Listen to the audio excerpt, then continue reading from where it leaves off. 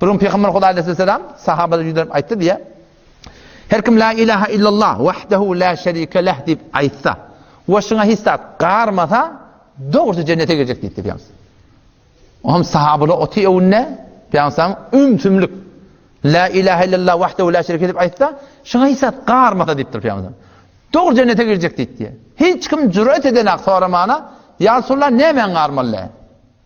On Peygamber kefini yeni evurlap aytdı diye. Ümtümlük hiç kim keplenek. Peygamber yeni evurlap aytdı diye. Üst taraf aytdı diye.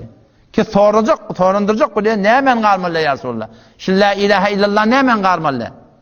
O zaman şundan ahirde o idrastan bir turp ya Resulullah la ilahe illallah qarmalı dedin. Ne men qarmalı dedin.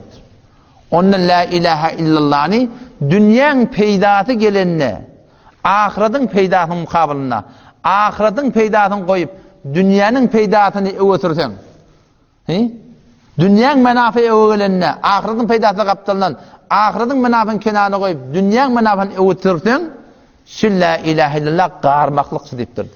Adan çekilip du la ilahe illallah diye de şu. Hiç kime hakim yok men zendigimde, Allah'dan başka. Şu tadı ya nefs hakimiyet ya Allah'ın hakimiyet. Nefs hakim olsa galiyat, Allah hakim olsa turuk etmez. Bir entecik mamule gelipti. Entecik kıyışırsan manakın 5 yıl sonra gelip beti. Nefsin ilah edip biliyorsun.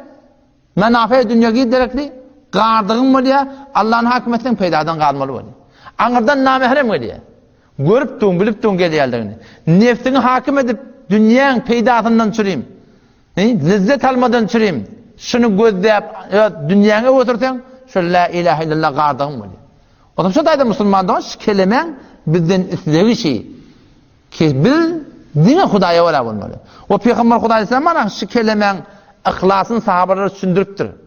Şu kelimen taqazahını sündürüptür. Sahabalar şunu çürüptür ki dine bir Hudaya vela olmalı. Dine Peygamber'e vela olmalı. Vesselam tamam dedi. Peygamber şu sahabaları kamil sündürüp bir destur emel kanun mecettir ama dine Hudaya vela olmalı.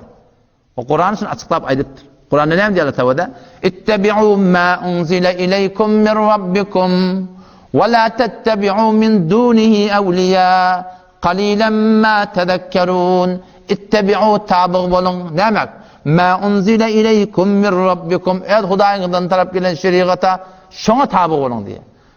Dine Hudaya vela olun. Ve la tettebi'u min dunihi evliya. Allah'dan gayrı tabi olmayın. Biz halka vela olmalıyız. Kur'an ne diye? Bizim korkpersiminden. Biz ile vela olmalıyız. Kur'an ne diye? İttebi'u tabi olun. Ma unzile ileykum min rabbikum. Öz Rabbinin tarafından inen Kur'an'ı, sünnete, şeriata tabi olun. Ve la tettebi'u min dunihi. Allah'dan gayri evliya doğatlara. Allah'dan gayri tabi olmadı. Hasan, Hudayı'nın Peygamber'in ayetlerine ters oldu. Qalilan ma tezekkerun. Siz oturan cemaat bendelen ağzını dışını düşünüyorsunuz diye Allah'tan. Ağzını düşünüyorsunuz hakikati diye. O zaman şöyle adama Müslüman doğan, hakikati din şey. Resulullah sallallahu aleyhi ve sellem, 23 yıl Peygamber sınırına, dinin aslı bunyadını şunu düşünmekten gerektirir, şunu düşündürmeli. Huda bilen Peygamber'e vara olmalı, vesselam. Asıl din şey Müslüman doğan. O zaman şu taydan, her kimi ki öyle yaşayışında, şu la ilahe illallah Muhammed Resulullah'ın takazahına vara, İslam'ına vara, ihlas ben yaşada, şöyle da dünya kadar abat buluyor. Yok, dünyanın menafeye oğlanını nefsiyle tutup, halkayla tutup, doğan kardeşiyle tutup, mefatı içtimaiyle tutup, dinden, diyanetten gevren çeksen, mümmürdeni perişani başına öyle ya. O zaman da ne? Kimden algılı? Huday'dan algılı. Şu atın şu hükümetin şu el meclisinde uğraş meclisi. Şu meclise gelecek vatan kâhnatlardan geçmeli.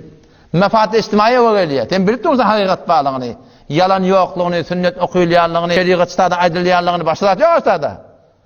Şuradan bilip durun, o taraftan kepten kaçacaksın, gururundan kaçacaksın, zamada adablarına cahinin hakkıcak oluyorsun. Sen şunu bil, sen dünyanı tercih edip durun. Saf sağda Müslüman doğun. Ödün ben rurat sorular ne mi? Halk sana ne verecek? Halkın bana bir ayarla, köpeğini alt diye indirsin bunu.